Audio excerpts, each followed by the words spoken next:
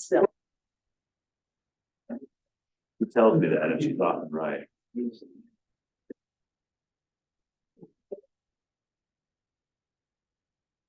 Self-care is selfish. It's time we'll call the meeting to order. Recommendation. All right, let's pray. Holy Heavenly Father, the one who is holy, true, and righteous, the Lord who is love, mercy, and grace. Please bless our time together as we do the work required on behalf of this city and those who abide here. We thank you for those you have put in these positions for their willingness to serve in roles that are mostly thankless. We thank you also for those in attendance who are bringing their comments, concerns, and questions because of their care for this community. Father, please give us foresight to plan for the future, confidence to step out of our comfort zones, to welcome new ideas and try new possibilities. Give us wisdom to discern not only right from wrong, but best from better. We ask that you guide and direct us as we work our way through this meeting. We pray that you use the gifts you have given us for your glory and the good of this community. We ask this in Jesus' holy name. Amen. Amen. I pledge allegiance to the flag of the United States of America and to the republic for which it stands, one nation, under God, indivisible, with liberty and justice for all. 30 changes to the agenda. No.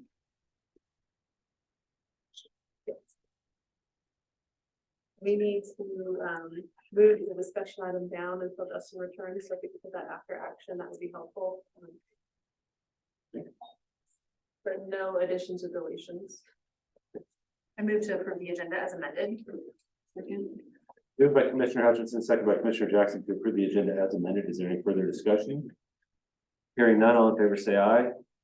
Aye. All opposed, same sign. Motion passes. We'll move ahead to the action agenda, minutes of the August 2nd, 2023 meeting. I move to approve the minutes of the August 2nd, 2023 meeting. Second. It's moved by Commissioner Hutchinson, second by Commissioner Jackson to approve the minutes of August 2nd, 2023. Any further discussion? Hearing none, all in favor say aye. Aye. All opposed, same sign.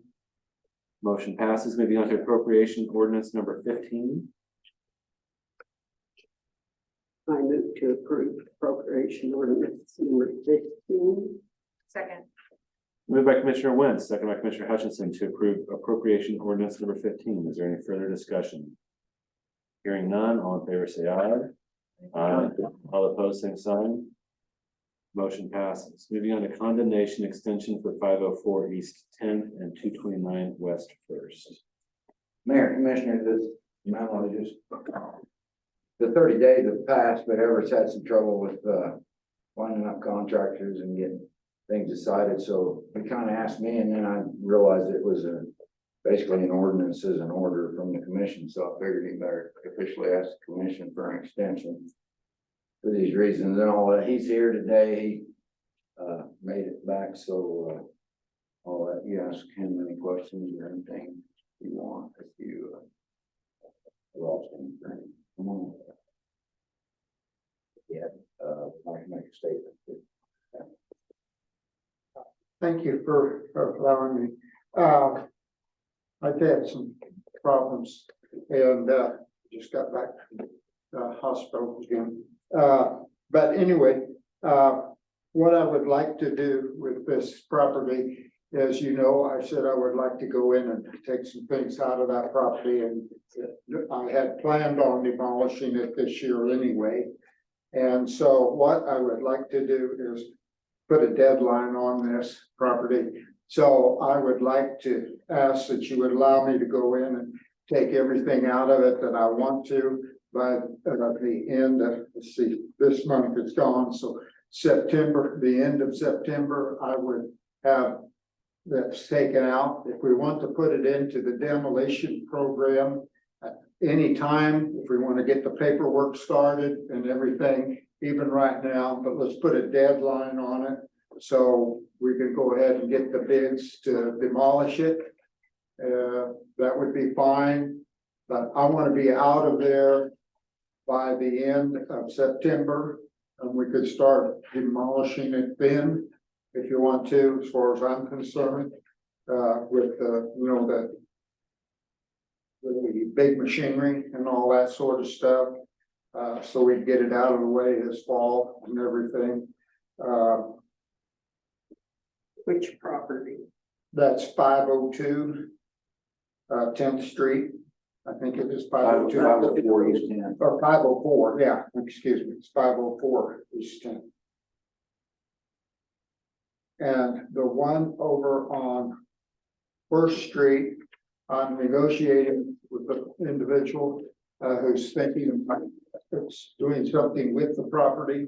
And I'll go in and clean up the property as I can, and we'll go ahead and I think the roof has a leak in it. There's a couple broken windows in it. I'll fix those right away. And I would ask for some more time on that to make sure whether I want to go ahead and fix that. That's a possibility that he'll want to go ahead and demolish it anyway. If he doesn't, I want to fix the property up and go ahead and rent it, because I would like to put a shed there myself, a garage or something there at some time. And you can't put up a garage there if you don't own a house there. And it is 4 lots together. And you may want to make it like what do you call it, light commercial or Light industrial. light industrial type, so we can put a business in there. So, I guess the question that I would have, I appreciate the need for more time to get things taken care of. I think that these are still properties that we need to be moving forward with. But in regards to the east or the west First Street location, would replacing the windows and the roof be sufficient improvements to halt the demolition or the condemnation process? It would seem like that there'd be more repairs that would need to be made to make it basically a property that wasn't under condemnation. The condemnation process says that it has to be made habitable again, and you have to start that process within a certain amount of time. Usually that starts with some sort of a permit application, and I've informed Everett that we have to have a scope of work in place and an application with a list of licensed contractors. The problem with that is that most contractors are a long ways out. Yeah. Fixing a window, patching the roof may secure it from the weather until that point comes, but I don't know that it would happen in the next 30 days. As far as You know, fixing, but yeah. as far as being able to start the process even, because I don't know that he could get contractors lined up for that. The other side of it is the same thing that happened on 315 West Third. It got sold during the process, and so we had to go back and review and consult with Justin on it. The process does not stop just because the process changed hands, so the new owner best be getting in here, and if he gets 30-day extension or more, if somebody's looking at buying it, they need to be in here talking to me and getting started, because I'm getting ready to send out a bid on 315 just because they can't stop the process now if we so choose to go through it. I guess my concern is, I think, I don't want to keep kicking this bucket down the road every 30 days. And really, if there was an intent to fix these properties, they've been in disrepair for years. Is there a strong intent to get these things fixed? How aggressively are we approaching this? Because I'm getting kind of to a point on these, like, I don't know if we need to get hard and fast this last 30 days. I mean, give me an estimated. Is 30 days enough? I just don't want to going through this every 30 days at commission. You won't. Okay. I'll be doing something on, and like I said, that's why I wanted a deadline on this one on 502. Is it 502? 504. I keep forgetting 504. It's going to be taken care of by that time period. It's out of the window. Okay. On the other one, it will be either I will have started, I will work with Bruno on that. And once I get this one off the shelf, then I can go ahead and start on the other one. And, we'll get something started on that. And I won't do anything on it other than just, like I said, basically make sure that it's not getting any worse. And I've already cleaned up some. If you've been over there, I have cleaned up some and we'll clean up more and so forth. And make it more presentable and so forth. And really, in terms, there is some things inside that have to be done, and I gotta get an electrician in there, plumber in there, in order to fix that to make it real livable. And also they'll put up some sheetrock and stuff like that. So, there's some of it I can do, some of it I can't do. And I don't wanna do most of what I can do, I can't do until I get the electrician and plumber, because I don't want to cover it up. Because I'll get in trouble with that, till Bruno inspects it and everything. So it will be in process. But I'll tell you now, as far as that place on First Street, it's probably gonna be all winter before it gets off the books. Because it's gonna take a while to get it up to speed. You don't go in and fix those overnight. When they're that far down. But the process hasn't been started in this amount of time, and like, I understand Well, it'll be contractors, started and it is already started. I You mean, said I've cleaning up a already little done bit. some of it. with the plumbing and the electricians, those contractors are seemingly Yeah, they're available. booked out. And I mean, usually within the week, you can get somebody out to at least look at your project. In those industries, I understand building contractors are a little bit further out, but like, wouldn't that start the process? You should be able to get bids and line up contractors and get a permit application in place with a scope of work within 30 days. Oh, I- I would think. That you can get a building permit and all. I'll work with Bruno and get a building permit in place right away. Yeah. If that, I mean, that part I can get in place right away.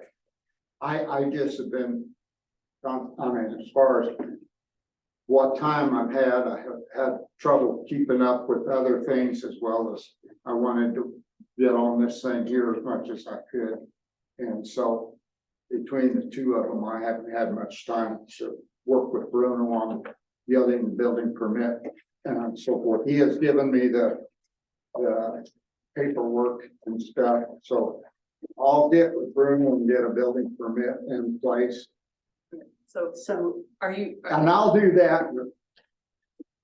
Probably, I can do that within the 30 days as far as getting a building permit in place.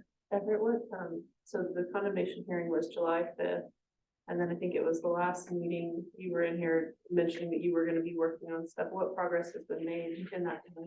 Right there, look, taking off part of the roof, taking off the chimneys. Have gone inside, taken out cabinets, taken out almost all the cabinets, taken off some of the But trim that's on East 10th, on not on 10th Street. Yeah. First Street. How long have you just bought And the I one have, on First had- Street? Or have you had that a long time? I've had it since I bought it in Sheriff's Station. But I have several properties too. And I've had a few things since the first of the year that I haven't been able to anticipate. But did you And as I just, said before, I had anticipated on tearing that down. If I hadn't had the health problems and so forth, that place would have been well, down that to I the foundation understand. by now and a few other things, so. I'm more concerned about West First Street because, you know, that property has not gotten that way in the last No, it didn't. 6 or 8 months. It It's didn't. You been, haven't had the renters I had either. well, And I I've understand had, that I've too. had renters that Yeah, were I too good understand that too. myself, so. But, you know, I'm concerned like everybody else that we keep giving you more time and nothing's really happening. Especially on First Street. That property's gonna take an awfully lot to get it back livable. That depends on how livable is livable. Well, Well, I I mean, think it's not gonna look like your house. It's No. fine. but that's also a challenge that we've been talking about in a bigger picture about yeah, improving the overall quality of the available housing in our community and working towards that. So securing the roof and the windows and letting that be livable, I think is something that we as a commission, I know I have struggled with about the quality of housing that we have available for members of our community.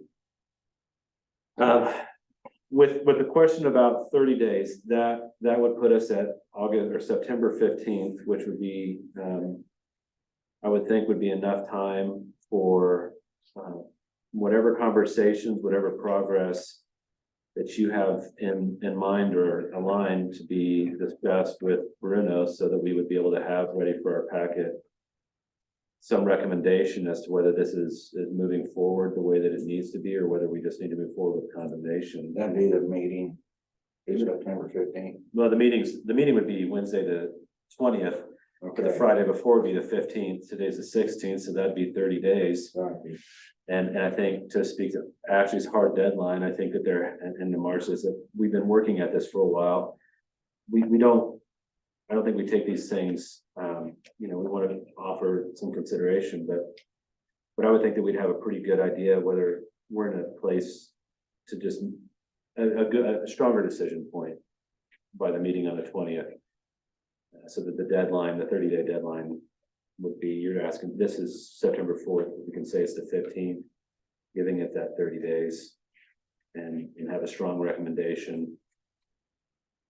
That's what we need to do. right, but 20, Yeah, the meeting for the 20th, but yeah, I don't want to be finding out on the 20th what we're talking about. I'd rather find that information out when we receive the other information for our meeting.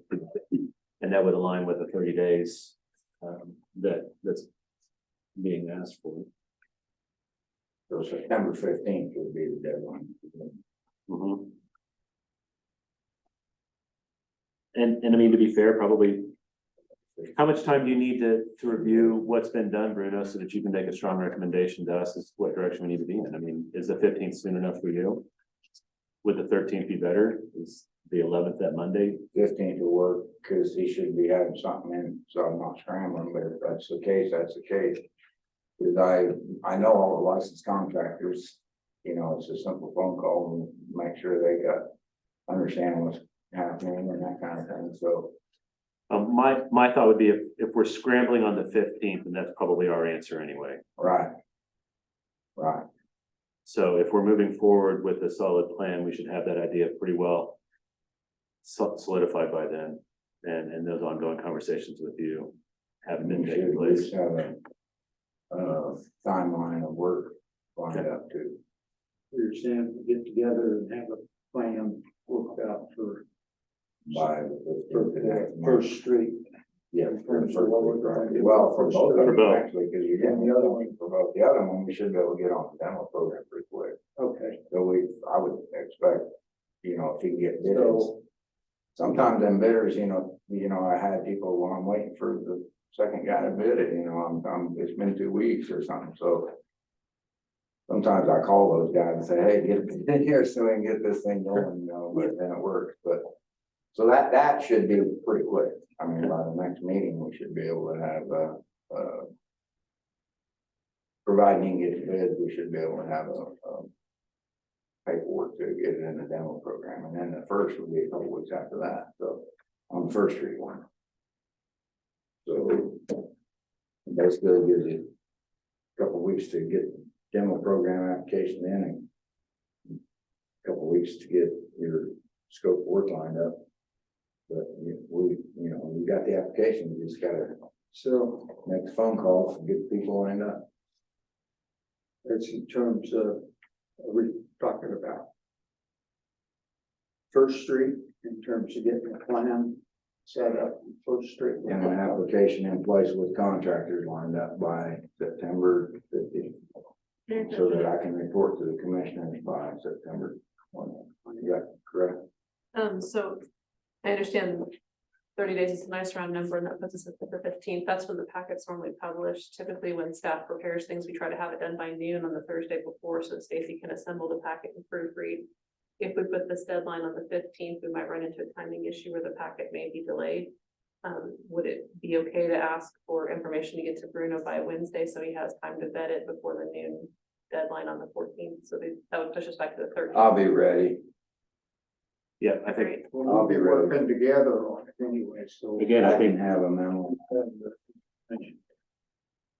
By then, so so maybe, it won't be a problem to get a memo out on progress of this project by in the next day or two after the 15th. I don't know where I'm at. So the memo would be published to the website the afternoon of the 15th, and so you'd need to have your stuff to Stacy by noon. That would be the afternoon of the 16th. that'd be Oh, Saturday. that's the meeting day. I thought you were meeting on the 23rd. No, I'm sorry, I'm a week. I thought I had a whole, September, go to September, yeah. that was right before the meeting. No, that is tight. Sorry, No, I think I that, didn't realize it. so maybe the deadline would be the 13th.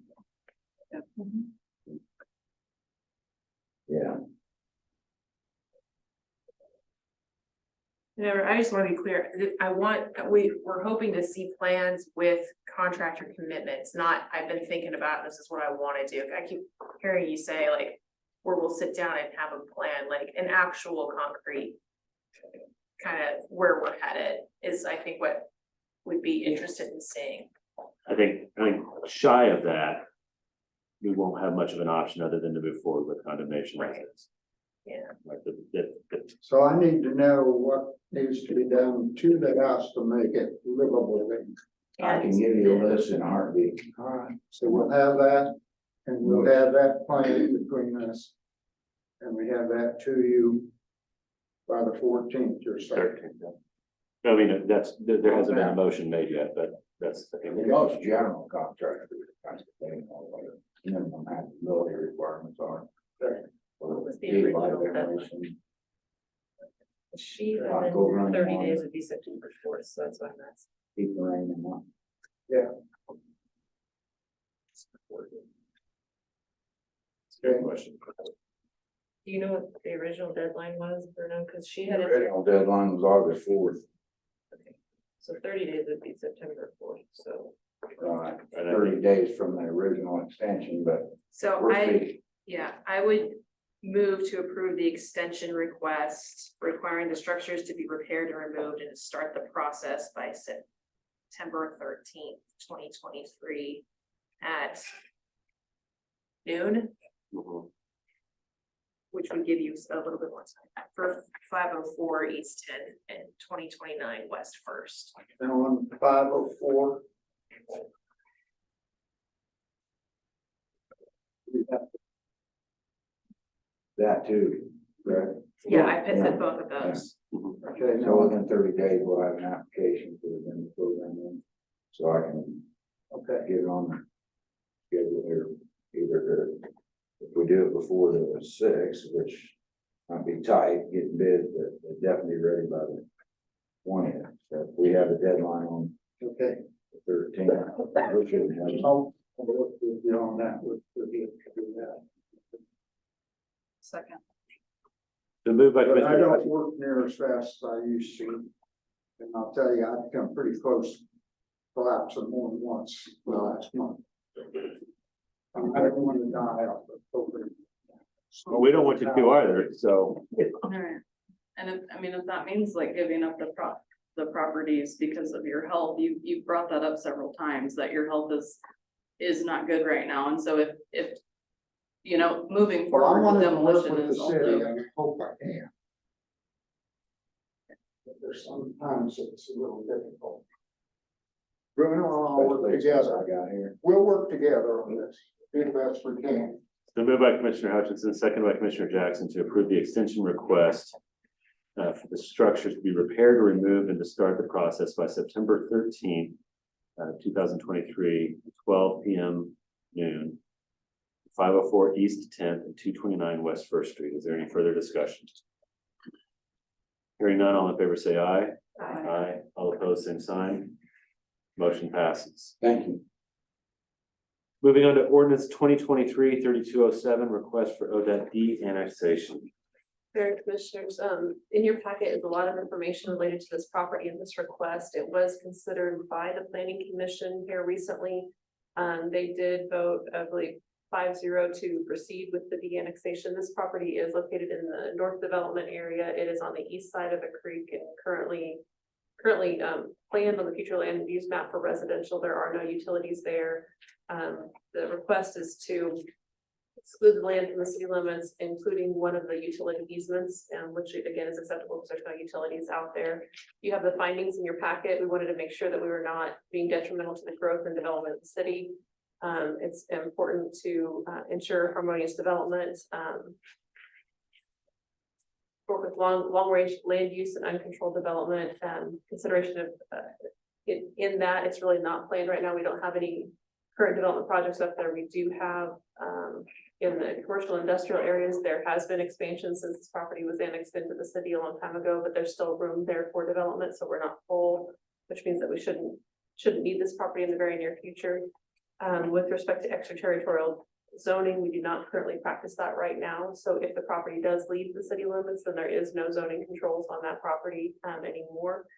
Again, connection to utilities, there's platted utility easements there now, but no utility extensions actually exist. And we would request that the one utility easement along the northern property line remain for future use if we need to. Want to make sure that there's no endangerment of private rights. So the property is under single ownership right now. It is undeveloped, intends to be remained undeveloped for future ag use, and it is adjacent to the property owner's other ag property.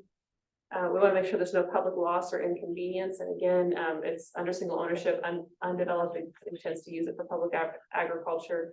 No plans for development have been submitted for final review on the property, so there really is no public loss to this.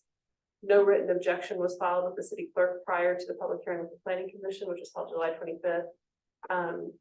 With respect to city property taxes, requests for de-annexation should not be considered favorably when solely based on the premise that city property taxes won't be paid. So that means that you can't use that decision point as your only reason for denying the request, is what that means.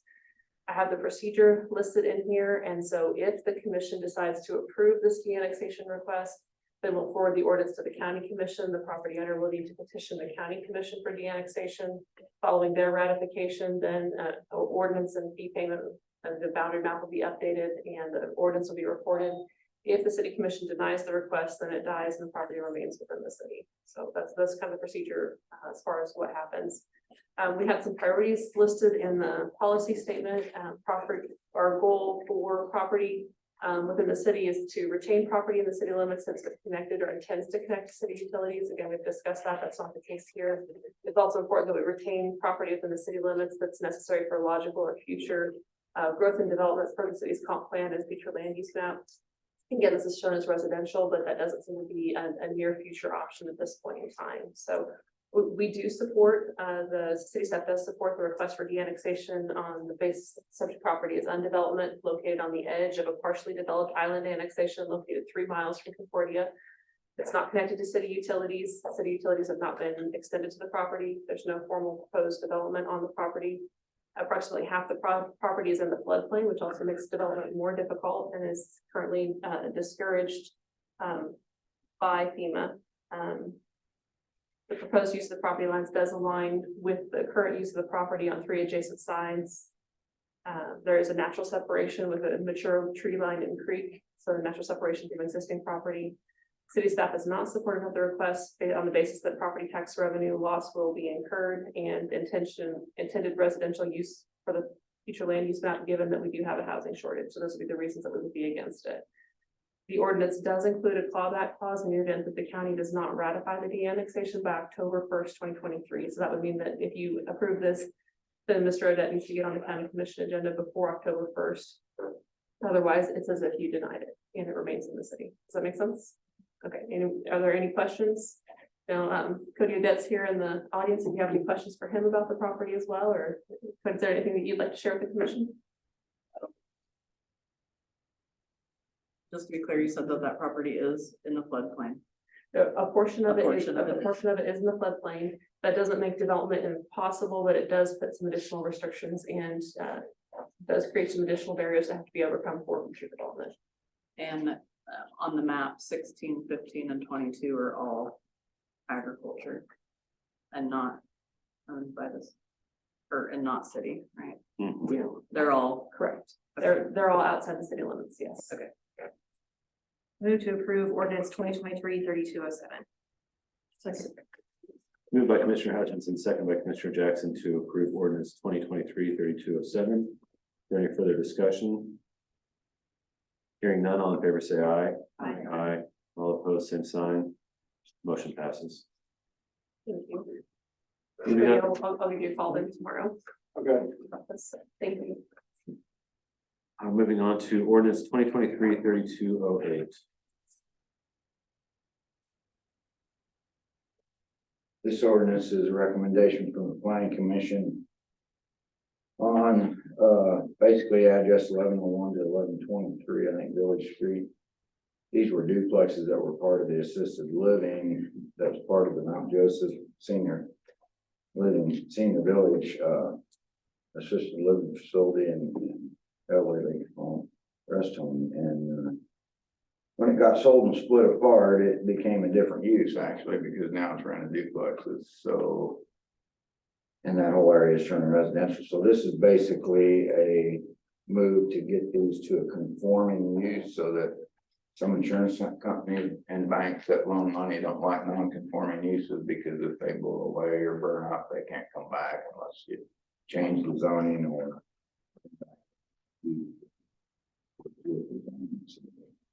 The recommendation there was unanimous to go ahead and change the zoning on that from C2 to R2.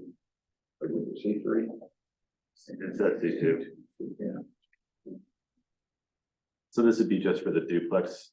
This was Portion the of that. duplex part, yeah, the. Mount Joseph is coming up. On 31. That's it. With that, I would move to approve ordinance 2023-3208. Second. It's moved by Commissioner Hutchinson, second by Commissioner Wentz to approve ordinance 2023-3208. Is there any further discussion? Hearing none, all in favor say aye. Aye. All opposed, same sign. Motion passes. Moving on to ordinance 2023-3209, rezoning 1110 West 11th Street. This is the previous Mount Joseph Senior Village. And it's been purchased by this RJ Properties. Working with Darren Hill. They would like to turn it into a multifamily dwelling. They have everything they need in their place. This one was a bit, it wasn't a unanimous decision by the planning commission, as you can see from the excerpts. Couple planning commission members, one planning commission member thought it should remain, zoned as is, so it could be continue to be a rest home, which rest homes are allowed in residential anyway. Just felt there would be a need for that, and the other person just didn't want to make the decision that day, I think, so he dissented, but, anyway, I'll stand for any questions. The recommendation is to change that so they can get that. I think it'll be good for everything. Keep the building occupied. We got a good plan in place. Darren's been drilled ad nauseum on what's gonna happen over there, even though the plan is good and it sounds good, there's always the consideration of what could be, in the future, but just like any property, if it becomes a nuisance, we gotta take action. Not to make you go into ad nauseam again, but we haven't heard what you're doing with it. Do you mind giving us a brief overview? Oh, Darren, I didn't even know you were here, I'm sorry. So since purchase the property, we closed on the 25th on the property. Campbell and Johnson will be coming in and doing a blueprint footprint of the building, take 3-4 months to get the drawing. It's going to be studios, 1 bedrooms, 2 bedrooms. So the entire building, at least on the inside, the outside will look pretty close to the same, of course, updated and make sure that everything's in good condition. There'll be a road around the back side with some parking. There'll be 66 about units in there. Figure about $1.5 million of renovation is going to be put in the building. The same individual who has bought that has also bought a 10-unit, used to belong to Geisler, went through it, and now they're all up and rented. The duplexes, there were 5 of those that were not rented or rentable. Those have since, of course, a lot of improvements out there. Bought 9th and State, the apartment building over there, and are working on it. So the exterior is already, all the soffits have been closed in and painted. Under contract for the 5-unit over on 7th Street. The top half of that building needs to get painted, and of course, there's some renovations needed over there, but they're all rented at this time. So the same You thing. want to touch on the type of renters you target, although. Oh, yeah, so there'll be $400, $500, and $600. There won't be any sliding scale, no supplemental income type of things going on there. I want community members, right? So the housing study pointed out that there was a great need for housing in this genre, right, of this caliber. And sought several ways to try and fulfill that need, none of which worked out for one reason or another.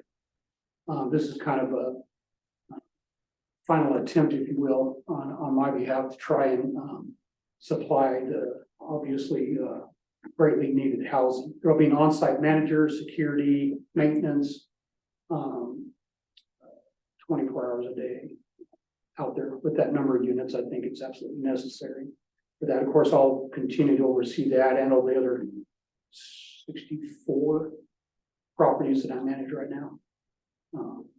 I've heard nothing but good things. I tell all the neighbors of any property that I manage, do not hesitate to contact me if you got any kind of a problem.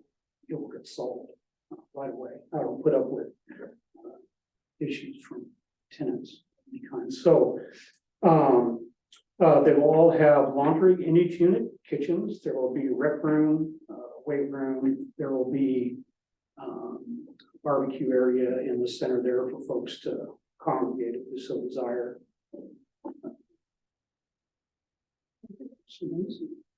So exploring a childcare option on site. So, childcare, yes, so the chapel is walk-in ready right now. All the pews are in there, the pulpit, everything.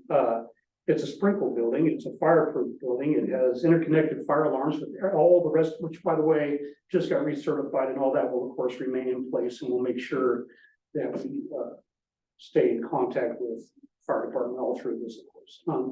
All the sprinkler heads and everything just got tested. But so we had a church we thought was interested, and they told us they could build their own building within 4 years for the amount of rent charge over there. I had 2 individuals who seemed to express a lot of interest, and unfortunately they walked away.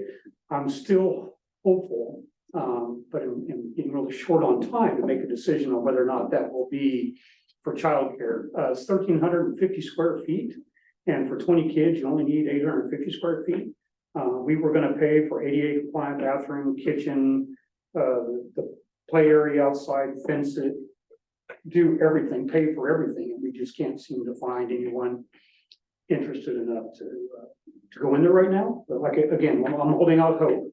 But once the drawing is in place, then that's what we're going to have to go with once construction begins. So we still have 60, 90 days, something like that, that we hope it'll be different because they could have their own entrance. And we've already looked at the KDHE requirements and realized that we can meet it. I've already talked to the fire chief about all of it.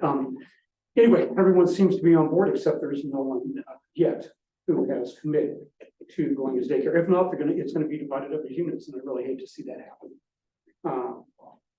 3 units. They'll be great, vaulted ceilings and all that, but I would much rather see it be a daycare that would benefit the people who live there and the rest of the community, since we've lost a couple here recently. I think one has come on board recently, which is good, but it's still not enough to meet the needs. We got people quitting their jobs to take care of their kids versus cost. Anyway, so yes, still have hope for a daycare. Still set up for it, still willing to spend the money to do it. personal. You have, what are your guidelines for runners? Just, I mean, with having a daycare in the building, there's, it excludes some populations from that. Well, so interestingly enough, there's not a lot of exclusions, as long as the building is separated. So they would have their own entrance, there won't be any access from inside the building, because just like any daycare you might have, on a lot. The tenants can't intermingle. Right, But offender registry, I think That's is what I what was she was implying. hinting at, you have to be within so many feet, so is there? right, and we any- make sure that, yeah, so anyone that we rent to anyway, we take their name and I run background checks on folks. Within reason, I don't dig too deep, except to say, yeah, if you're on a registry somewhere, that I find that pretty problematic.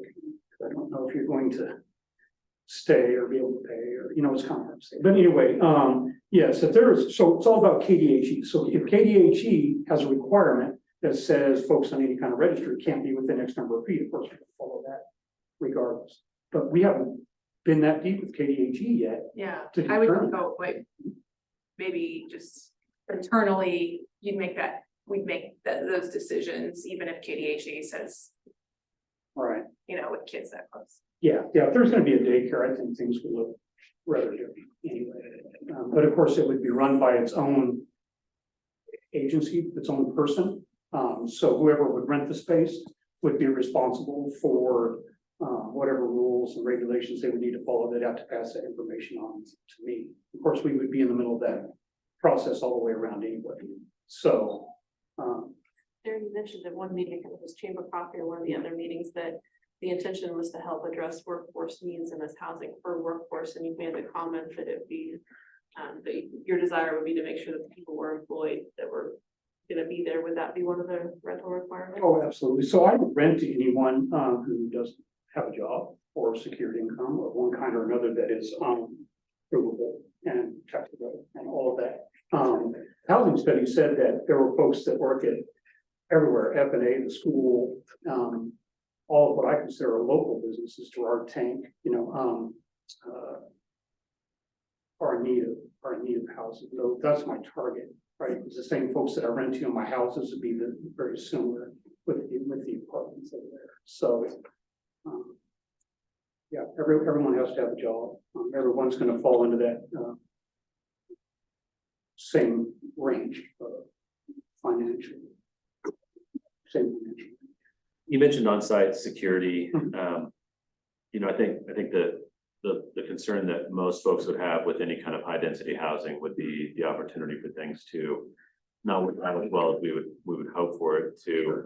Is that gonna be a position that's offered with the housing? How do you plan on securing the security? Yeah, so the same person that's going to manage it will be the same person that's responsible for the security and maintenance, landscaping, and that type of thing. So they will live on site. They'll have 2-3 bedroom. We haven't quite worked that part of it out. They get the garage and carport and the space, and already have a person lined up to take that position. I can definitely understand the concerns from, I guess, the neighbors just with similar type of properties in other areas that have started out with a great idea and then just turned into things that were unintended. Absolutely. I did see though, the duplex areas that now are very well maintained, look very nice. But I do understand their hesitancy too. In the long run, perhaps after, like if the property sold after, afterwards, again, that can be addressed at that time. But once you make it what it is, it's, those processes take a long time. Yeah, I certainly understand the concern. For me, if I ever see a problem with the property, I'm always gonna look up. I very seldom look at the tenant as being an issue.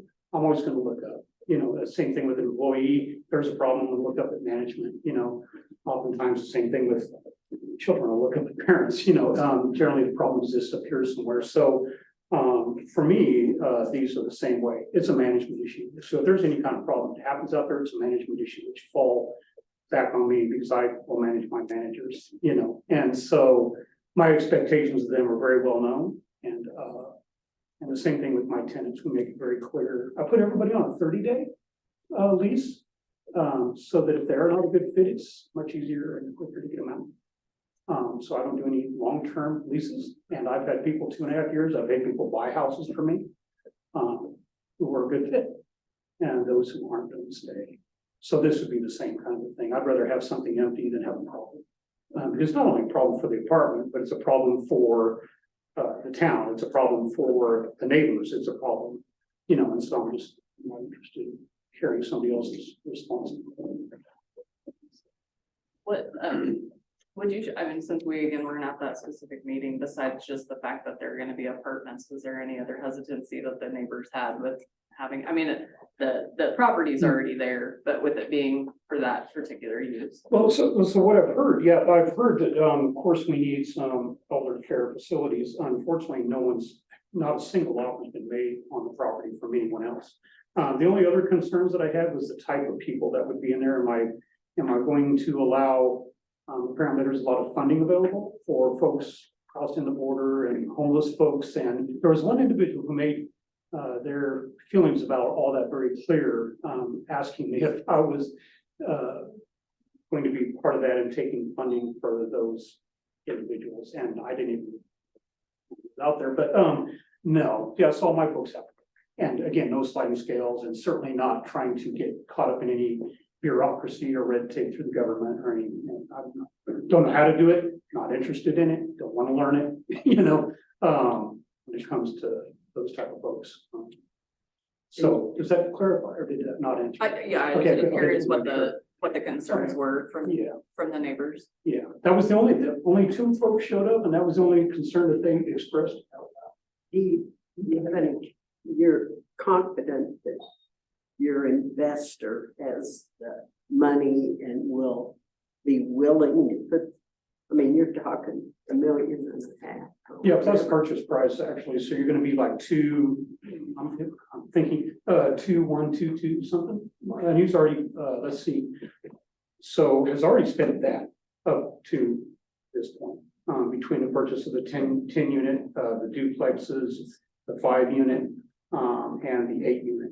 So he's already that deep here. So, what he's doing is liquidating the properties that he has, that the ROI is down around 5 or 6%.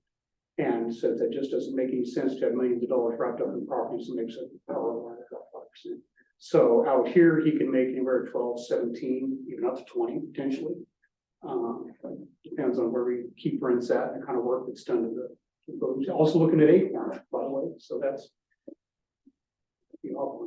But anyway, so, how confident, I'm as confident as I can be. I'm not, can't foresee the future any more than anyone else, all I can do. So the best predictor, right, future behavior is past behavior, is all I have to say about this, right? And he has put more money into the property than he gets out monthly to cover it at this point, right? To bring them up to the level that he feels that he could be proud of, right? And that he would want his name on too. So he has never hesitated for anything that I wanted to do or any improvements that I wanted to make. You can look at any one of those properties, you're welcome to at any time. There's constant improvements. The one over on 7th Street is slated for siding and paint in 30 days. So, Fifth West Side Apartments are the same thing. The upper half of the building will actually get painted, and there's holes need to get repaired around there, and those units will be rehabbed as people leave, as their lease comes up. We go ahead and let them keep their leases if they're in there, as long as they can manage themselves. And when the lease comes up, then raise the rent, or we ask them honestly to leave so that we can rehab them and they can come back and put someone else in there.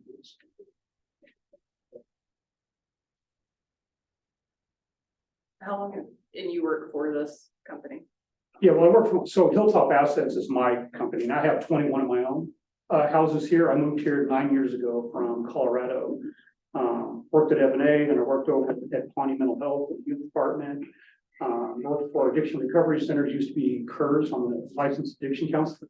And so came in and did that for a while. I did it in Colorado for 12 years before I moved here. Went out to NCK Tech and Beloit, got my CDLA, hazmat double triple tanker, motorcycle, school bus, and passenger endorsements on my license so that I could drive a school bus for Belleville and drove some for Plansky C, a little bit for F&A, just kind of trying to figure out what it was I wanted to do while I was here. This was I'm not gonna call it retirement, call it semi-retirement from Colorado. I was working 70, 80 hours a week in Colorado before I came here, which allowed me to make the move. In any case, some property came up for sale and I just didn't find ever since. I was up to 38, but like I say, some folks buy houses, some of my rehab and sell. The latest one was the Fifth Street house over at Fifth and Cedar, right by the police station over there. Those folks need to know, but anyway, yeah, we went, I know, right? So, but can't control it after it's sold, but they were good folks and that house turned out really well. And so I'm under contract for a house over on 7th, and we're gonna go through it, top to bottom too, and it's gonna be a 4-bedroom. Anyway, so I'm never gonna stop. I turned a unit a month for the last 2 years. I've opened up a rental that was not available for rent before. So on average, a unit a month put into the marketplace for somebody to come live. I get calls every day, 2 or 3 a day, people looking for a place to live. And I just have to tell them, no, you have any openings? Might have said my people would leave. I said, once they get in there, we go over every line of every contract on the lease and make very clear what my expectations are. And I've had people walk away and not sign, and the ones that do have a tendency to stay. So, but yeah, so anyway, so I have 21 of my own and the rest of them up to the 64 I manage for E-Homes. It's gonna be LJ, well, I forget, RJ, or RJ, he's gonna put them all under one LLC just for Kansas. So he also has property in Minnesota and Illinois and of course, California and some other places. If we had more here that he could buy and put money into, he would. But there are none, and I'm not willing to drive more than an hour for management, much less effective. I go around properties at least once or twice a day. Keep an eye on. How long are you in it? What's that? But how long are you in it? Well, it wouldn't, I can never see it stopping. Honestly, every time I tell myself I'm gonna slow down, I just, yeah. So I think, you know, you mentioned something, I think it was just a passing comment, but, you know, as we're considering this, absolutely considering the history that you and this organization have and the quality, that is visible and has also been demonstrated. But as is evidenced by the house on Fifth Street, that you can't control it once it's sold. We are in the process of a fairly significant opportunity just a little bit east of the property that we're discussing here. And I think that the people that will be investing in those homes are also interested and concerned in some level of security with the housing that they're going to be investing in. And I think that's the challenge that I feel is not so much supporting this current development. How do we have any kind of ability to provide some long-term security that the development will maintain the level of integrity that you're talking about with it now? We, you know, can anticipate that you'll be able to maintain that, and the hope would be that anybody who came after would be able to maintain a similar level of integrity, but that's certainly not a guarantee. And I think that's what I find myself struggling with the most. You know, a 5-plex, 10-plex, that can be challenging in and of itself, but this is a bit more than that. There's a greater liability, honestly, and again, not necessarily from you or from you know, with RJD properties, but anything that may come after that. And I think that's, if there's a reservation that I have, that's what it would be. I honestly don't know that we can guarantee that, which then is a struggle then about what we do with the property as it is, or what we support with the property. Absolutely understand that nobody's been, there hasn't been a nursing home that has made an offer for it. So I don't like the idea of it sitting vacant either. But those are, I guess, just concerns I have, and I don't know that there's really any way to address them or pacify them, whether to say I'm here as long as I'm here and I'll keep doing the job I'm doing as long as I do it, which is nice now. And God, I can't hope that I'm not on a commission at some point where it's not the case, but who knows? I don't know I don't know if we work through ordinance, I mean, as we talk about what do we define as livable, how do we, as a commission, support maintaining a high level of rental caliber? That's a conversation that's been ongoing, so I don't know if we just try to put this into that category as well, but those are the questions. Yeah, I don't know that there's any way to guarantee it. I mean, we've seen properties flip in and out of folks' hands who don't take care of things. So I don't know that there is unless we kind of go for what we've talked about is, you know, some type of rental guidelines in the future and what that looks like, and would certainly be eager to hear input from somebody who does a nice job. Absolutely. I would have no problem sitting on a board like that. I sit on several here anyway, Chemical Dependency Committee, BZA board, yeah, so I'm around, I'm not going to, yeah, planning commission, yeah, yeah, there's absolutely no guarantee in the future, except that if something doesn't happen, then nothing will happen. And there's still a housing issue that no one else has I've not heard anyone doing anything. I mean, let's just call it what it is, other than, well, so we got 16 houses, right, at over 200,000 right per house, which is great, sure, absolutely, it's part of the housing study, it's certainly going to be beneficial. I imagine if they'll sell, it's going to be 3-4 years, whatever it's going to be before those come online. But the majority of jobs are the folks that I know, right, or the majority of the businesses that I know of here don't make enough money to buy those, plus 16 from 16 begets 16, right? So you put in 16, they'll open 16 someplace else here, but that's still only 16. It doesn't open up anymore. Sure. And no one's doing anything on infill lots. No one's doing on multifamily. No one has any plans to build anything. And again, let's go back to what you said, right? That building is sitting there. It's already starting to develop problems. It doesn't take long at all for things to start falling apart. No, pipes froze. There's some missing roof, some shingles, some things already that I know have to be addressed right away. And at a $7.8 million replacement cost for that building, it would be a real shame.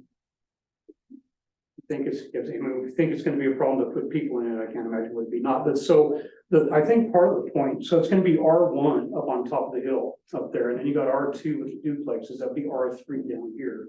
And of course, we know that there's congregate living as you go across the street from there, right? And again, there's only one individual. There was 2 people show up, and only one of them had any negative thing to say. And after talking to that individual, I went around and handed my phone number, email, name to everyone who was there. Who would welcome to have a conversation. You got my phone number, my email, my address. I live in Gerard's old house at 11th and Archer, so you can't miss me. It says Hills on the front of my house. You know, so you're welcome to have conversations outside here with me anytime. I'm always here 24 hours a day. My phone's on 24 hours a day. I manage property.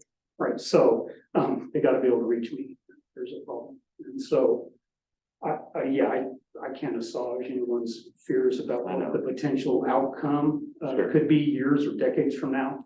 I just don't want to become, at least while I'm here, it won't become what I have seen in some other. Sure. My wife and I take a walk every once in a while and walk by a former nursing home that I think has a tremendous amount of potential. A tremendous amount. And it's not been realized. So that's. I hear you. I move to approve ordinance 2023-3209. Second. It's been moved by Commissioner Hutchinson, second by Commissioner Wentz to approve ordinance 2023-3209. Is there any further discussion? Hearing none, all in favor say aye. Aye. All opposed, same sign. Motion passes. There you go. Moving on to ordinance 2023-3210, rezoning of 2420 Lincoln Street. This is I think we've only done this once before, maybe twice before, conditional zoning. And the reason is because Cloud County Community College is not represented. Caesar's online. Oh, okay, I'm sorry. Caesar online. They applied for a sign permit at this location. They had that acquired that piece of land. They wanted some exposure on the highway. The college did, and I noticed the type of sign and the location of it and the zoning of it is basically a billboard because it's an off-premise sign, advertising a business that's not at that location. Billboards are only allowed by our rules in industrial zoning, so I thought that's the only way they can get this sign up there unless they put some sort of a building that's in allowed use in C2, but the setbacks are so restricted on that odd shaped piece of land that wasn't very practical either, so I figured this was the best way to go, so that's what I recommended, is just a conditional zoning, and the condition being that that's all they can use that piece of property for, is that sign. And so if it gets approved, it would be under that condition.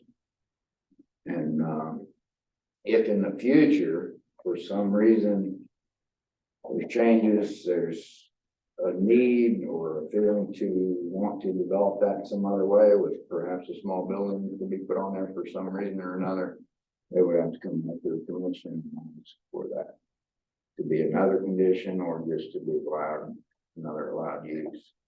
So this, is this north or south of College Drive? It's south of College Drive and west of 81 Highway. Yep. I think, isn't that a map attached? No, I mean, I thought that's what it was. I just wanted to just clarify. For that one, I don't do it.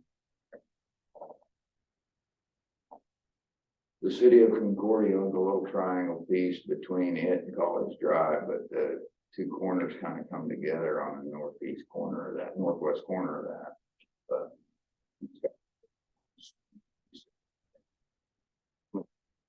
maybe there between Ridgeview Drive and 81.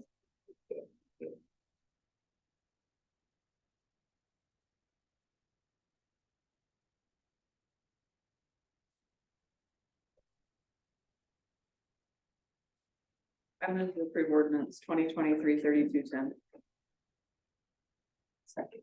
It's been moved by Commissioner Jackson. It's been seconded by Commissioner Wentz to approve ordinance 2023-3210. Is there any further discussion? So a procedural question is, would this be considered a potential conflict of interest, as I said on the Clark County, on a MCK 9-4? I don't see it. I mean, No, because it's the college that's applying for the sign and the college that owns the property. it's strictly the college. Yeah, because the college is the applicant for this. If you believe that there's perception, you can recuse yourself. Vote, is that correct? Yeah, and also. That is correct. That is correct. Actually, the college owns the land and the property and it will own the sign. Okay, And you're not deriving any benefits. fair enough. So if you recuse yourself, if you choose to do that, then vote council the majority. Is that how that works? Or votes? That's what. No, there wouldn't be any. I didn't know the level of advertising and what all would be on the billboard. You're fine. Been moved and seconded. Is there any further discussion? Okay. Yeah, because we own, not we, the college owns it, so I don't see an issue either way. Any further discussion? Hearing none, all in favor say aye. Aye. All opposed, same sign. Motion passes. Moving on to the voting delegate appointment for the League of Kansas Municipalities Annual Conference. Mayor and Commissioner, the league annual conference is being held October 7th through 9th, and we need to designate 2 voting delegates and 2 alternates that are available. So voting delegates would be expected to attend. I believe it's the Monday business meeting at which they would vote changes to the bylaws and statement of municipal policy and anything else that comes up on that agenda. And you are one of them normally? I normally go and I'm normally delegated as one. So if you want me to be, that's fine. If you don't, that's fine too. Okay, I move to, Regina. I don't know that she was trying to go though. No, she said she went last year. She did go last year. I can't remember what she said. Okay. Well, she enjoyed it a lot. I would move to appoint Amy and Amy as voting delegates during the 2023 LKN annual conference. You want to appoint alternates as well? I'd appoint Regina and chapter there.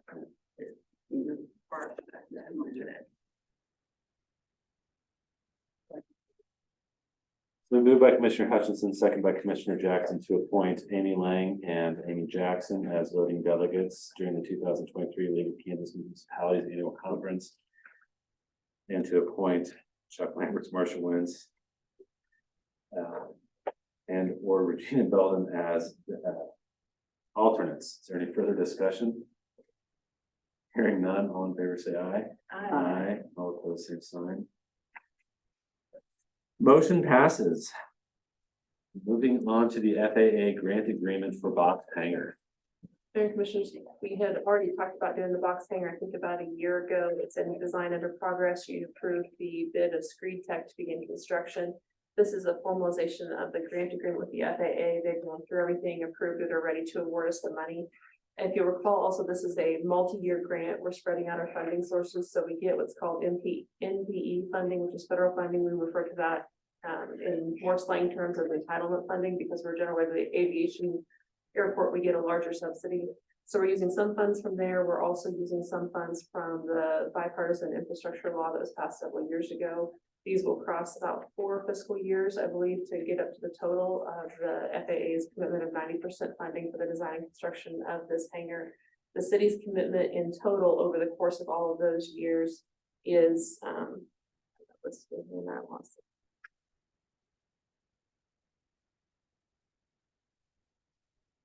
I apologize. I want to say our commitment is right around the $93,000 mark over all the years for this overall $1.3 million project to build this box hangar. If you'll recall, when we built a new runway, longer and wider runway, it was built to accommodate B-2 aircraft. Unfortunately, we didn't have any hangars on site, but also supported that. So when we built the runway, there was commitment follow through. There was purchase of B-2 aircraft. There are B-2 aircraft flying into our airport. We have no place to house them indoors now. So this is just kind of a follow up on that, and does address one of the items that was listed on the airport master plan as well. So tonight we would ask that you authorize us to sign this FAA grant agreement, and this portion of the grant is valued at $593,972.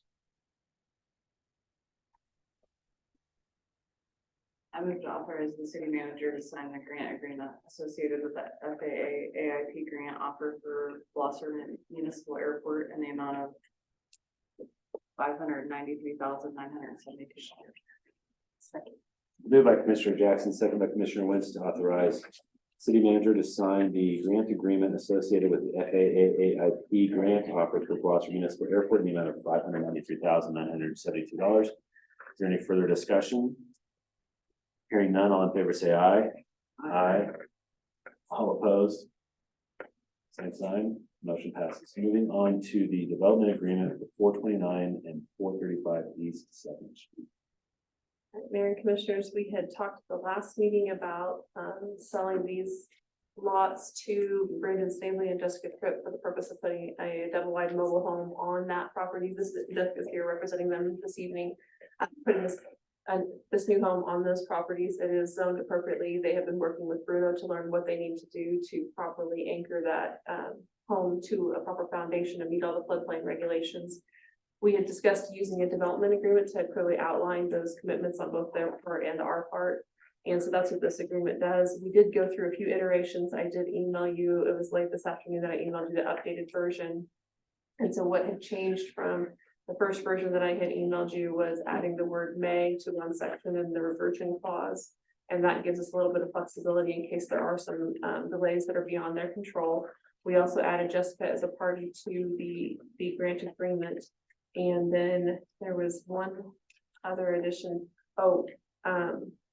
We had created this development agreement using a prior development agreement for commercial property, and a couple of clauses were left in there about business development, so we removed those clauses. So those are the changes that had happened. You can see the basic agreements were to sell both lots for a total of $400, and they have paid that fee and it has been receipted. We're holding it and pending this approval here tonight. And then to initiate the development in compliance with the city's zoning and floodplain regulations to start development by September 1st of this year, and start construction by December 31st of this year, so give them a little bit of time to get everything together and get building permits and get contractors in place and that sort of thing. So there'll be utilities that are reconnected and that sort of thing too. And then to complete construction of the site by September of next year. So not uncommon with our other development agreements, start work within 6 months and complete it within a year. So that's pretty consistent with our other development agreements. We also made it clear that they will be responsible for all the expenses related to that development and to promptly pay property taxes. That's one of the goals of the land bank, is to get the property back into private land use and to bring that tax base back up. And then to also, so what was the other piece in here? Providing any current contact information in case they do move, to make sure we can get a hold of them, because we'll monitor the progress and that sort of thing. I believe in there, we'd also had a clause in there about making sure that we were maintaining the property in good repair. I believe that's also in there. If that's not, that's something that we can certainly add as well, especially given our conversations here recently. In return, the city will agree to sell them the property to assist them through those processes, building permit, floodplain development permit, making sure that they know all of the administrative things that need to happen. It does include a reversionary clause, and so if we don't meet those hard deadlines, then the property ownership would revert back to the land bank. So those are all the main points that are in that. If you'd like to take a few minutes to take a look at that, I did put a hard copy in front of you this evening. If you do want to visit about it, we here in open, we can do that. If we need to recess into executive session, we can do that under attorney-client privilege and then come back out and take action. So those are options available for you.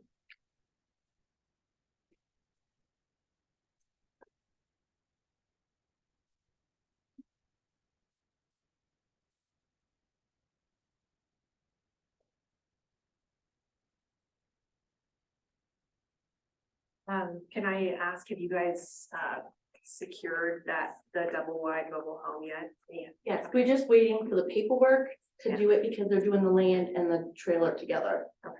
So she's been hounding me because we were supposed to have it signed like a week ago and I had to keep pushing it off, so. Is this a new one or is this? Brand new one. Brand new It's one? not even done until the last week of August. Okay.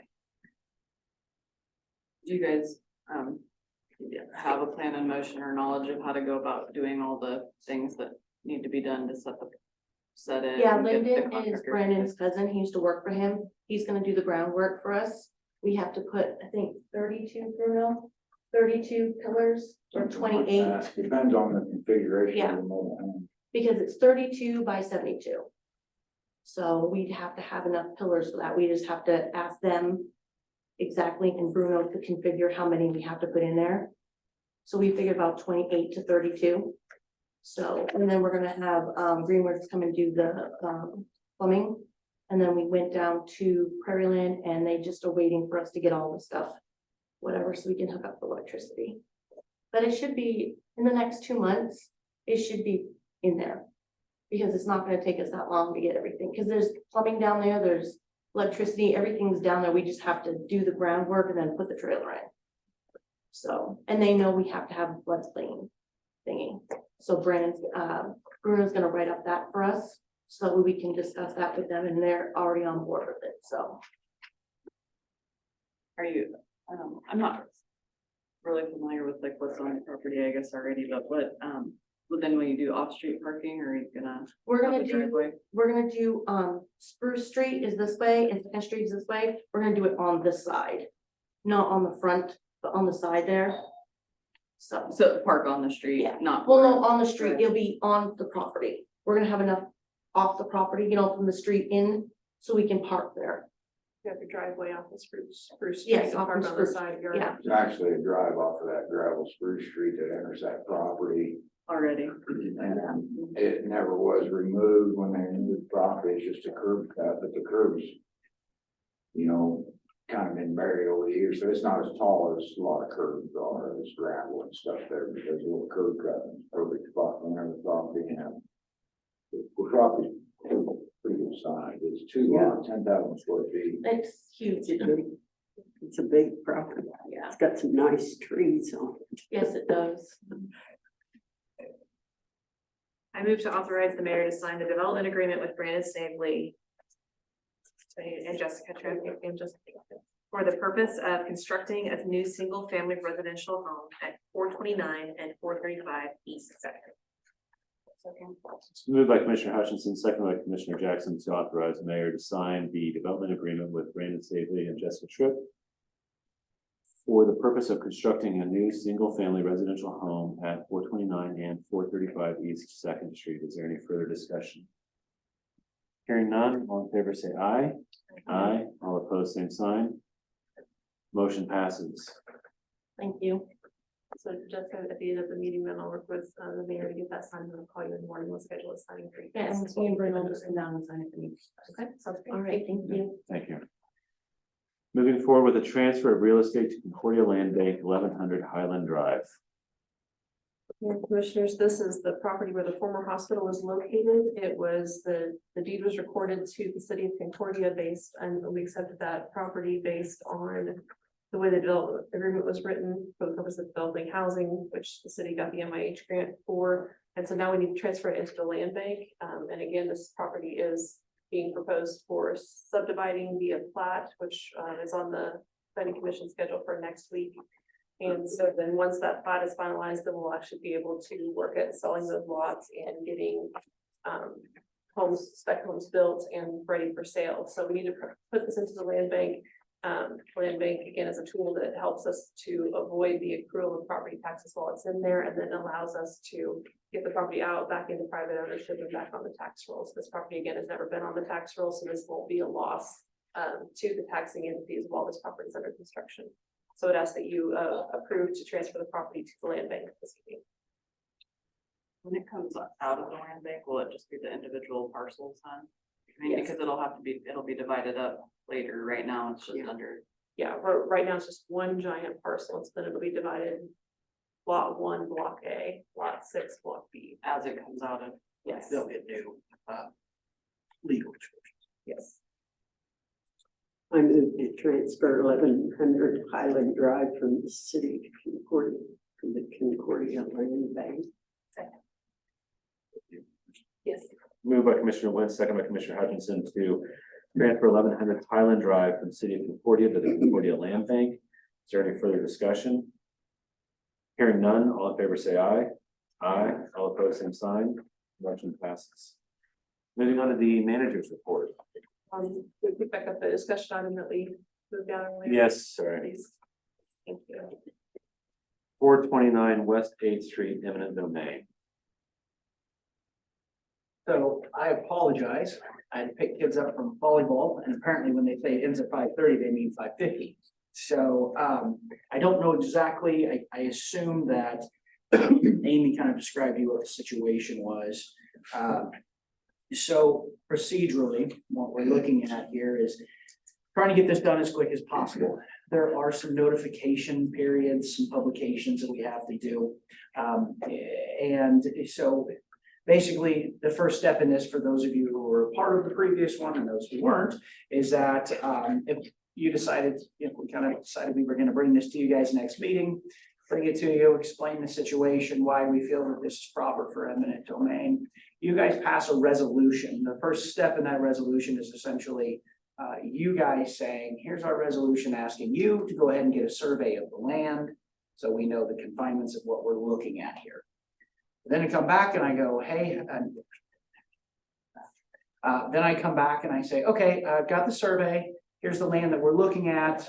And then do you guys want me to go ahead and move forward with an eminent domain proceeding?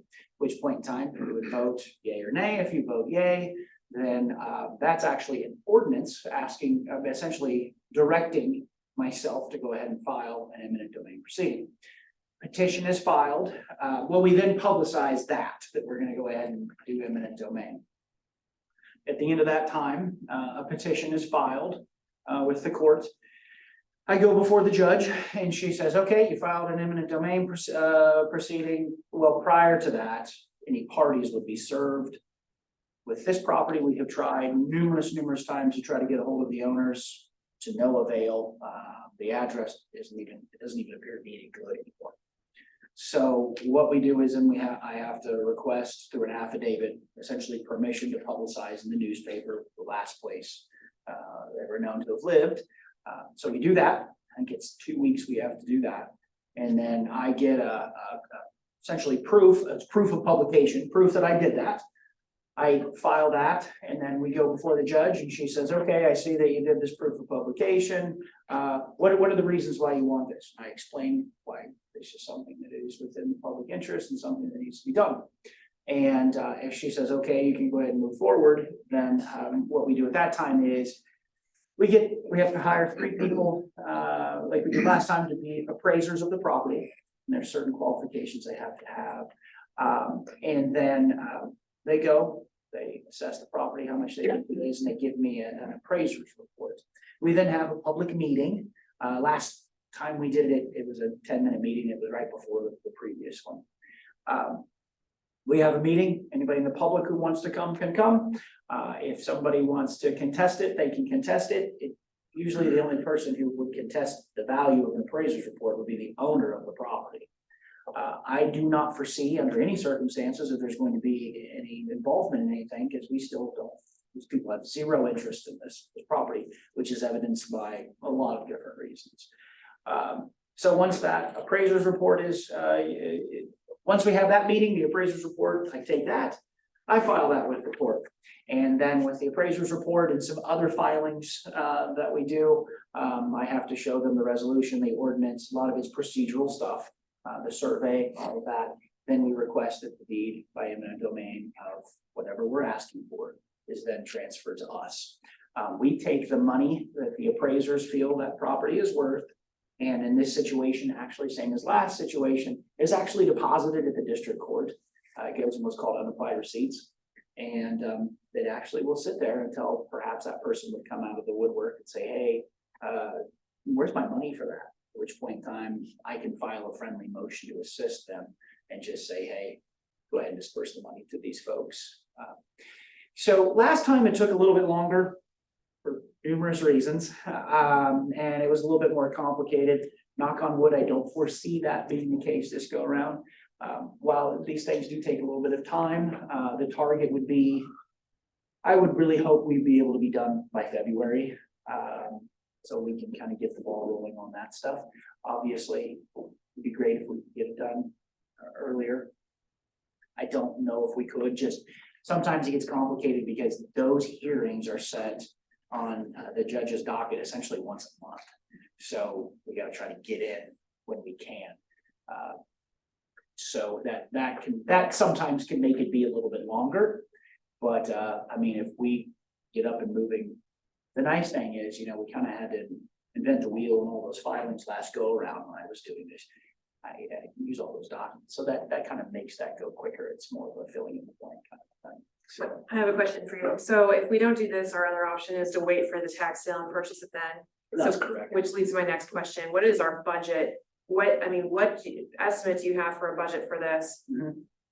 Separate of the appraised amount, which I doubt will amount to much. So Mhm. I know last time it was really costly It was because of the newspaper filing. So Yes. where are the last 2 known addresses? Are we talking small town newspapers or? It appears to be, don't quote me on my Texas geography, but it does appear to be a place in Texas that it's not, we're not talking Dallas. Okay, So last time our problem is that I ended up, and you can actually find as long as it's a circulation somewhere around there, you don't have to use like the St. Louis district. yeah, I'm aware, but we did in fact, so that's why it cost so much. We did have to last, Is my question. well, you can't really avoid it if you have to do it.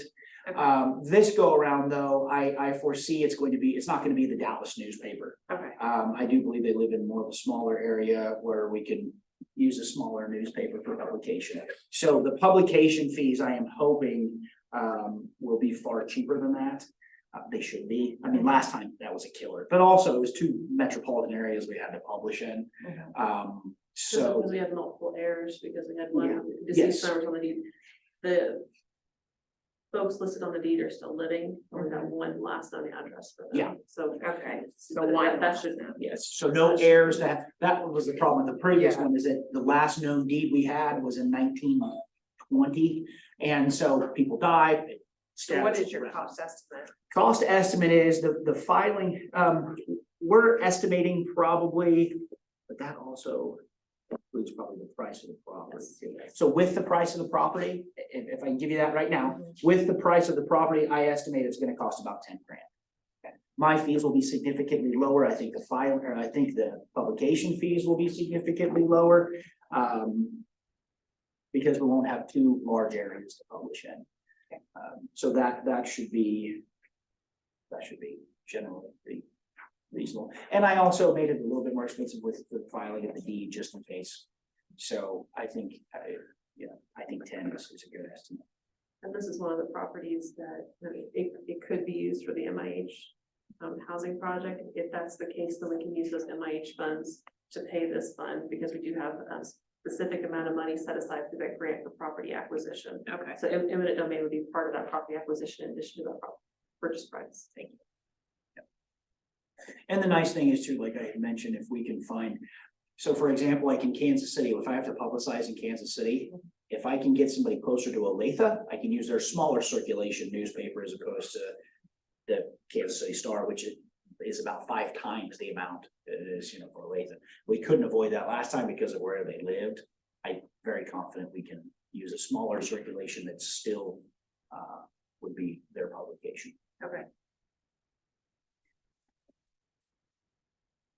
So probably plan then to, I guess I said that this property is just kind of refresh everybody's memory. We've been after tax sale. We've been asking the county attorney's office about once a week for at least the last 6 months when the tax sale is going to be set. There's still no date set for this tax sale. Back taxes have been owed since 2015, and the city's invested over $12,000 in public funds cleaning up this property and demolishing this property. And so it would be really nice to get some return on investment. And if that happens to be building a brand new house to address our housing shortage, that would be ideal. I would note with the tax sale stuff too, is everybody's behind on those, not just here, but we generally farm that out in the firm that I am farming it out to in Republic County. I then suggested to Cloud County, and they're apparently very far behind it. So, but yeah, that's kind of been, because at first they were trying to do it in-house. Didn't end up happening. So, yeah. But if that should happen, how long after we start the eminent domain could it still go? Could we let it? So what go happens in that tax sale? situation is if they, basically what I would do is very nicely let everybody know, hey, you might want to pull this off, it's eminent domain, because here's what could potentially happen. If they decide, no, we're gonna put it in tax sale, the problem is then they have to disclose to everybody as they're auctioning off, oh, by the way, there's an eminent domain proceeding taking place. Also, I don't foresee any way possible that the tax sale will happen before our eminent domain proceeding, because there's even longer notification periods with tax sale. If there's a federal tax lien, if they file it today, they still have to wait 120 days. So, we should be fine.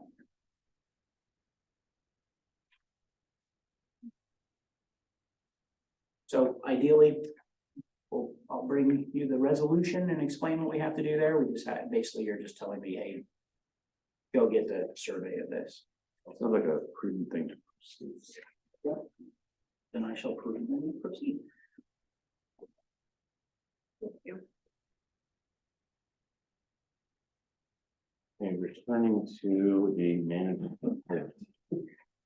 More land discussion, as I mentioned earlier, the preliminary plat for the St. Joseph subdivision was reviewed by DRT, and it will go before the planning commission on August 22nd. Still planning the 12 what we're called moderate income houses with the moderate income grant. The 4 ones that would be reserved for the higher income or no limitations and no grant assistance. And then we are including that little space with 830 West 11th at the top. We weren't able to get so Sunflower Circle goes off of Highland Drive, and then St. Joseph Circle goes up and ends in a cul-de-sac. We weren't able to get that to go over to include 830 West 11th. It took up quite a bit of land space and kind of made it so that there's a smaller area to develop. Also with the timing of trying to get the 830 West 11th building down and getting topography and getting everything included made it a little bit of a challenge. We also felt that it might be a little bit confusing with those properties, if we had them connected to the properties that were grant eligible, but that they would not be grant eligible because they're not included in that project. So keeping those separate, keeping access off of 11th Street looks good. There's consideration about possibly looking at those as possible duplexes in R2, targeting a market of seniors who are ready to downsize. Maybe they live in a 4 or 5 bedroom home and they're ready to downsize, but they've worked really hard. They're used to those nice finishes that they've built up. They want to have that rental at that same caliber. So that looks like a possible target market. So we'll be possibly considering rezoning that property to R2. We can go with the preliminary plat right now. If things change before the final plat, we can take a look at that as well. But that's kind of the intent right now on where we're looking at heading. So, respect to, oh gosh, I wrote it down here. 830 West 11th, we're still waiting on the asbestos removal to take place, which should take place here before the end of the month, and then demolition slated to occur in September, as was the case when we approved the bids here this last month. So that will be coming down fairly soon. Campbell & Johnson is working on the public infrastructure design and still hopes to target getting bids out and approved yet this fall, so the work could start up there with public infrastructure before December. So we'll see how that goes. And then hopefully still targeting getting homes ready to build by March of next year in that area. So still really exciting project progress being made. Infill lots, not much more to report right now than 429 West 8th, but there is progress being made, just nothing that we're able to share at this point.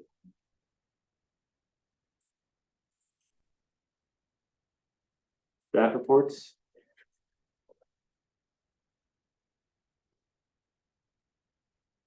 Meetings ago, Regina was when we approved the demo bids for 3 properties, 218 West First and 103 Valley and 119 Washington. She asked if those would be done in a reasonable amount of time, and I told her I doubted it at the time, but the contractor has called bid safe on 103 Valley today, and he talked to me and he's applied for the demolition permits on all 3 of them. And I just found out today the gas has been cut on the final 2 today, so they can all come down. I just have to talk to Jeremy and see if he's ready for them to come down. So those will be coming down here in the next couple of weeks, I think.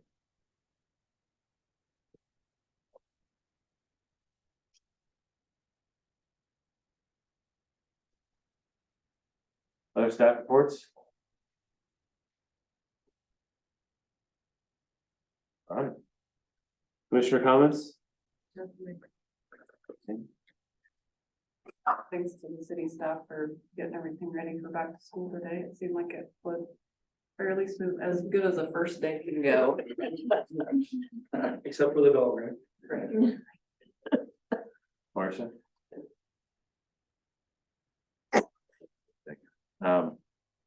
At this point, I would entertain a motion to adjourn. So moved. Moved by Commissioner Hutchinson, second by Commissioner Wentz to adjourn the meeting. Is there any further discussion? Hearing none, all in favor say aye. Aye, all opposed, same sign. Motion passes. Would people like a break before we begin the Concordia Land Bank meeting? This time I would call to order the meeting for the Concordia Land Bank. Is there any public comments? Anyone that would like to speak at the Concordia Land Bank meeting? Seeing none, moving forward with new business, transfer of 1100 Highland Drive from the city of Concordia to the Concordia Land Bank. All right, Commissioners, as we discussed in the last meeting, this is the property where the former hospital is located. It has been deeded to the city commission approved to put it into the land bank for future development. And so tonight we ask that you would accept that property into the land bank. And once that's done, then we will record the deed for the land bank. And that would mean that collection of property taxes would cease while the property is under development. Then once the platting's done, infrastructure's done, spec homes are built, when each home is sold, then that portion of that property under that new legal description would then go back into private ownership and property taxes would again be collected on that.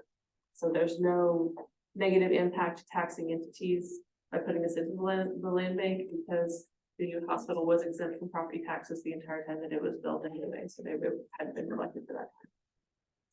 Move to approve the transfer of 1100 Highland Drive from the city. Moved by Land Bank member Hutchinson and second by Land Bank member Jackson to Transfer 1100 Highland Drive from the city of Concordia to the Concordia Land Bank. Is there any further discussion? Hearing none, all in favor say aye. Aye. All opposed, same sign. The motion passes. At this point, I would entertain a motion to adjourn the Concordia Land Bank meeting. Been moved by member Jackson, second by member Wentz to adjourn. Any further discussion? Hearing none, all in favor say aye. Aye. All opposed, same sign. Motion is passed. Meeting adjourned.